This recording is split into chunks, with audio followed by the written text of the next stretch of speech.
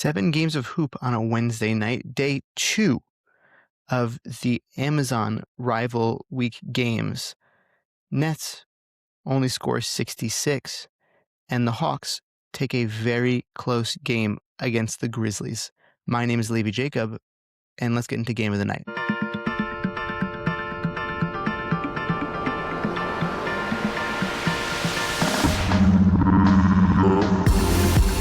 Hawks, Grizzlies. Hawks went 124, Grizzlies 122. Jalen Johnson had 32 and 15. Big basket down the stretch in the closing minute for the Atlanta Hawks to go up over the Grizzlies. It was a very, very well-contested game on both sides. Ja Morant, in his second game back, put up 23 and 12 with 3 blocks, 7 of 15 shooting, 1 of 4 from 3. So the 3-point has come back to earth, but 8 of 8 from the free throw line. So that's pretty good, showing good improvement. He looks more aggressive out there. He looks active. That's very nice to see. Jalen Wells was their secondary scorer with 18 points. Jaren Jackson Jr., 17. Cedric Coward, not the announcer, 17 and 7.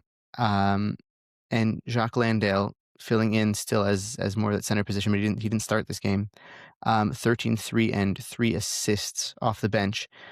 I think this team looks so much better when Ja is on the floor and is able to actually distribute to guys. His assists per game this season has gone up quite significantly compared to last season's because there's so many more scoring options, so many people who naturally play basketball well. I think in the second half of the season, Gigi Jackson is going to come on a little bit more. He had 9 points tonight on 4 of 6 shooting. I think he'll also get more burn. He'll also get more playing time. But nice game from the Grizzlies. It would have been great if they hadn't run into the rising from the ashes Atlanta Hawks after the first few games since Trey left, and they lost a few in a row. Jalen Johnson has turned it back on. 35, like I said, 35, 15, and 8 on 10 of 21 shooting, 10 of 11 from the free throw line. Okongwu, 18, 9, an assist, a steal, 2 blocks. He had 7 turnovers, 6 of 10 shooting from the field, 4 of 8 from 3, 2 of 3 from the free throw line. That's a very natural fit, by the way. I like seeing Okongwu next to Jalen Johnson. Nickeil Alexander-Walker had one of his poorer scoring outputs this year, 11 points. Luke Kennard off the bench had an 18-point game, pretty good for him. Again, not much in the way of defense. CJ McCollum put up 15 and 6. This team, when they're on offensively, it's great, and they're good. The ball moves much more naturally now. Everybody can kind of there's a lot of concerns about how not having kind of more of a designated point guard would work for them. It works great because Jalen Johnson is more of their point guard, but he doesn't really handle the ball like a point guard. It's much more within the flow of the offense within this Quinn Snyder offense. So it just looks much more fluid. I don't know if they'll be able to win in the playoffs like this because usually defense kind of comes up a level. But I like it. It reminds me a little bit of last year's Bulls at the end of the season where everything was just moving very fluidly. Everyone could pass. Everyone could score. It was just fun. And it elevates players that are not as, inclined to be in this kind of position. So I appreciate what they've done so far. And I think it'll be good moving forward. Next, we're going to go to the biggest blowout of the night by, 54 points? Knicks beat the Nets 120-66. There's no rivalry here. That's the truth. There's no rivalry. Shlomo talks about it all the time. This is as far from a rivalry as it could get, but this is a good pick-me-up since the Knicks lost the last 4. On the Knicks side, everyone played, but it wasn't like, a defiant performance by anybody. Jalen Brunson in 30 minutes at 20 points, 8 of 17 shooting. And by the way, the Nets are low-key they could put together a good defensive lineup. It's pretty surprising, but they really do.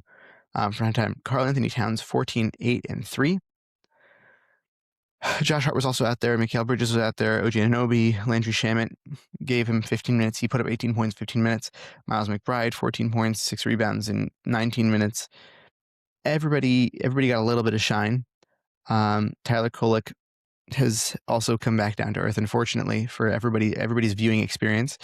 On the Nets side, Michael Porter Jr. was held to 12 points, 4 of 14 shooting. Nobody else scored in double digits except for Zaire Williams. but also everybody else off their bench got a lot of shine.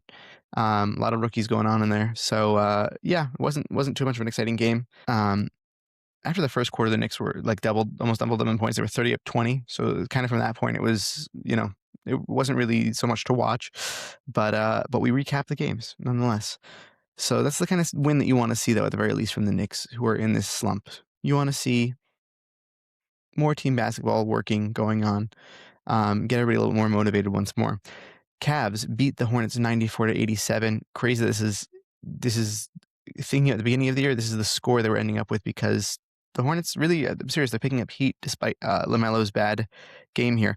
Donovan Mitchell, 24 points. Evan Mobley, 14 and 14. And the Cleveland Cavaliers jumped out to a 21-point first quarter lead. And they held on to it the whole way in order to beat the Hornets. As I said, Donovan Mitchell, 24, 3 and 6, 8 of 20 shooting. Evan Mobley, 14 and 14 with 3 blocks. Jalen Tyson, 14, 7 and 4. No Garland, remember, he's out with injury. Barrett Allen, 13 and 9 with 2 blocks.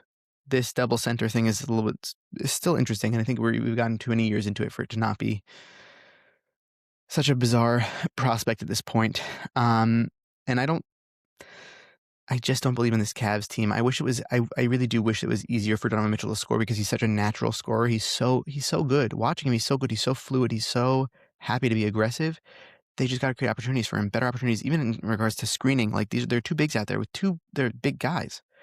Give him better. He really needs better screening. He really does. I'm like upset for him. I feel like he's, even as far as him playing with Rudy before, like, offensively, Rudy wasn't as naturally inclined to be the proper screen setter.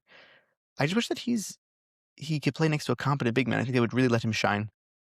Maybe that happens a little more as Evan Mobley's career progresses, or maybe they trade Jarrett Allen for somebody who's just more of a natural. Like, I feel like I always point him out. I feel like Jay Huff is a very naturally intelligent big man. Offensively, he helps set screens. Steven Adams one day maybe. For the Hornets, Brandon Miller, 24, 4, 2 and 2, 8 of 20 shooting also. Connie Knippel had an excellent game. 21, 11 and 2, 8 for 21 shooting. That's part's not so excellent. 2 of 10 from the 3-point line, but 3 of 3 from the free throw line. He was a +8 in that loss, because he plays winning basketball. And everyone always says it. I understand that. No one wants to hear it anymore, or everyone's bored of hearing it. I love Connie Knippel, and I was really skeptical of him coming out of the Army, out of college. He's really given Cooper Flagg and Derek Queen a run for their money as far as the Rookie of the Year race. Miles Bridges, 11 points. Aside from that, Sexton coming off the bench, 11 points. They didn't really play so well this game against this Cavaliers team. The Cavaliers also, you could see in the beginning also, Moussa Diabate was starting for them, and he did not get a single rebound, I believe, until the second quarter. They brought out Kalkbrenner in the first quarter. Their bigs were just being aggressive, because I think that they have swings like this with Mobley and Allen. They need to do it more frequently, is the truth. But they got out to, like I said, they got out to a very, very big lead. They did not let the Hornets get a rebound in the beginning. So I like that energy from them. They need to do that in order to win basketball games, and they did it tonight. Pacers lose to the Celtics. Celtics win 119-104. Jaylen Brown scores another 30 game, has 10 rebounds, 5 assists, 3 steals, 11 of 22 shooting, 1 of 2 from the 3, 7 of 9 from the free throw line. Hey, look at you. After all the call-outs about the officiating, 7 of 9 from the free throw line, Jaylen Brown. Good job. Nice job. That's being sarcastic, in case you couldn't tell. Neemias Queta put up 17 points, 9 rebounds, 5 blocks. Love Neemias Queta. I can't believe the Celtics found him. Sam Hauser, 17 points, 6 and 3, 5 of 7 shooting tonight. Not the usual, whatever it was, 10 of 20 or whatever he took the other night. Ridiculous stat. Derek White, 13th, 5 and 5. Peyton Pritchard, 10 and 8. And various scoring here on the bench. They feel like a competent team, and I know that doesn't sound like much, but as somebody who watched Russell Westbrook and Kevin Durant for the majority of my early basketball appreciation, watching this Celtics team, it feels like the inverse of them. In terms of, as a Thunder fan, I didn't have the confidence in those games that we would win those games because I was like, there's no certain play calling happening. At that point, Scott Brooks was like, go out there. And that's all that happened. There was no back screens. It was all ISO ball. It was all chaos. And of course, they won a bunch of games because of the talent they had on that team was incredible, and they executed it so effectively. This Celtics team, has so much motion happening off ball to get so many good looks for players who those looks should go to, and they also have so many good players to get those looks. So I'm just very impressed with the Celtics team. I feel like they always have a plan. They always have a plan. Joe Mazzulla is really excellently coaching this team, and I'm thoroughly impressed because of the fact that their talent has been in such a drop off this year, and yet it seems like the same level of talent that they had last year. It's really incredible to me. Pascal Siakam had 32, 10, and 4. A better game for him, 12 21 shooting, 4 of 7. His first half was incredible. Johnny Furphy, 10, 8, and 2. They're just kind of pulling names out of a hat right now. I'm not certain. I don't know what's happening with Benedict Mathurin. Some people are saying he might get traded. It's such a bizarre case in the situation because I feel like he's actually I like him. I like Benedict Mathurin a lot. Even defensively, I like him. I think Rick Carlisle and him don't really see eye to eye. So it's interesting. It's very interesting. Nembhard was held to 9 points, but 9 assists. Very nice. He's one of the lead passers in the NBA. If you didn't know that, I'm impressed by his. He really has gone up a level this year. He's averaging about like 18 and 8, which is not what he was doing last year. And in the absence of Tyrese Halliburton, really was able to step it up. Of course, the team doesn't have very many wins with 10 and 35, but still, I like to see the diamonds in the rough, so to speak. And the rest of their team, aside from Jarace Walker, 19 points, did not score double digits. This Pacers team they beat them pretty handedly. The Celtics pretty much demolished them. Pistons, 112 to Pelicans 104. The Pistons never trailed in this game despite not having Cade. He was a late scratch, I believe. Jalen Duren, 20 and 15. Dennis Jenkins chipped in with 17 points. I like Dennis Jenkins a lot. He was absolutely like a steal for them to just find as a part of this team. I think he also makes Jaden Ivey kind of redundant. He makes him tradable. Unfortunately for Jaden Ivey, or maybe fortunately for Jaden Ivey, maybe he doesn't want to be there. I don't know, but he's a great connective piece. He feels like a more efficient version of Malik Beasley. Next to Cade is outstanding. That's like a perfect, again, hand and glove fit. He contributed with 17, 4 assists, 2 steals, 2 blocks, 5 turnovers. Is not great, but in this Pistons offense, that's what happens. They kind of just throw the ball all over the place. Duncan Robinson, 15 points. He's been on a heater recently. I think he's scored over his last 6 games more than 4 3-pointers.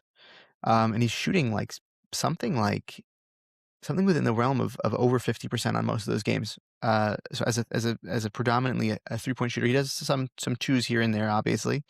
But I'm impressed. He's done a good job helping this Pistons team get wins. Asar Thompson, 12, 9, 3, and 3, 5 of 10 shooting. He's become more efficient as well. Tobias Harris, 10 and 6. And again, their bench, various guys off the bench. Another 2 blocks for Isaiah Stewart.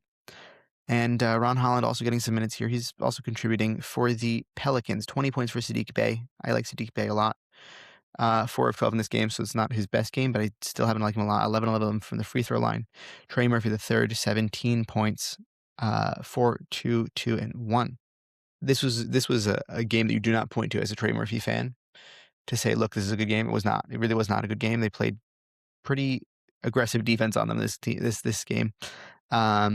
Queen, 5, 4, and 8 with a block and a steal, 4 turnovers. Again, another one of his more subdued games. Zion went to the locker room. Unfortunately, after 15 minutes, I hope that is not a sign of things to come. Micah Peavy, rookie, 17 and 7 with 2, 4 steals and a block. And Jordan Poole still not showing what we all thought that he had last year in Washington. Not that it was anything luxurious, but it was at the very least, the reason why they traded for him. Next, OKC beats the Bucks 122 to 102. I don't have any answers for Giannis, unfortunately. At this point, Bill Simmons, I think, said it yesterday. Giannis, you can ask for the trade. It's okay. We won't be mad at you. We won't. You've done your best. The team has tried their best. It's just not working anymore. Shai Gilgeous-Alexander had 47 and 11 on 16 of 19 shooting, 2 of 2 from 3, 6 of 7 from the line, plus 19 in this game. He's remarkable.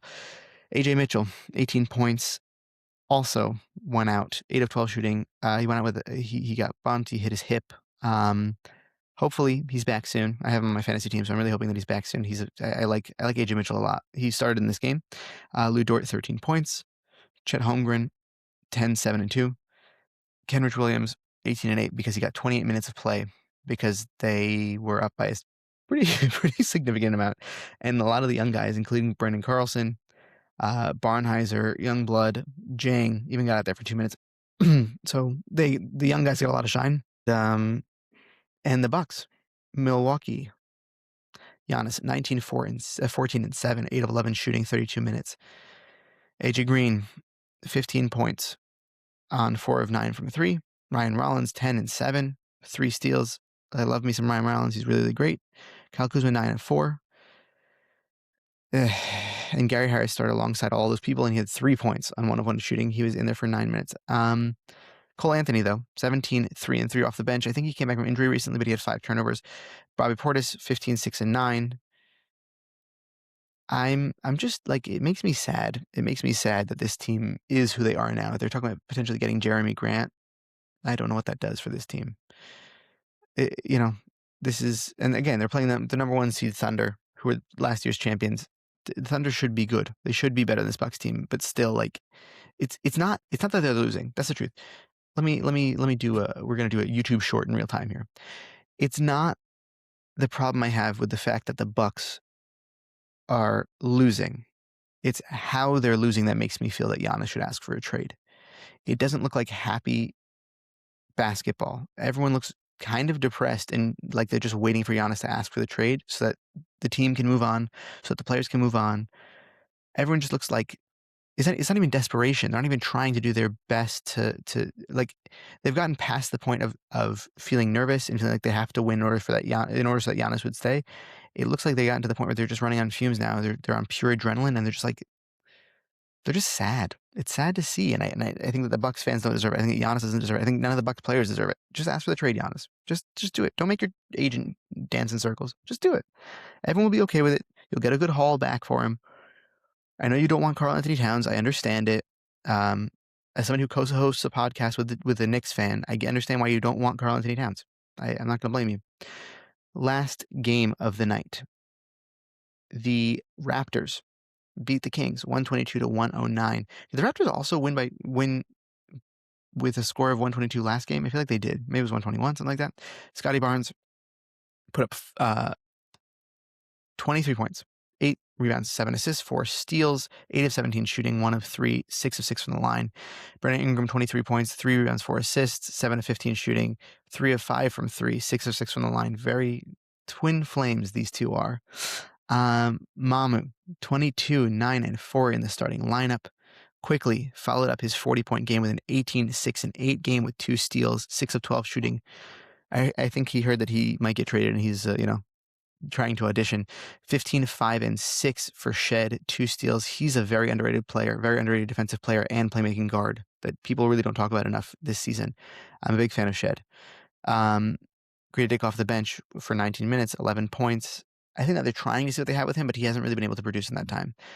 And for the Kings, Russell Westbrook, 23, 3 and 3, 9 of 22 shooting, 2 of 8. Zach LaVine, 19 points, 5 assists, a rebound, a steal, and an assist.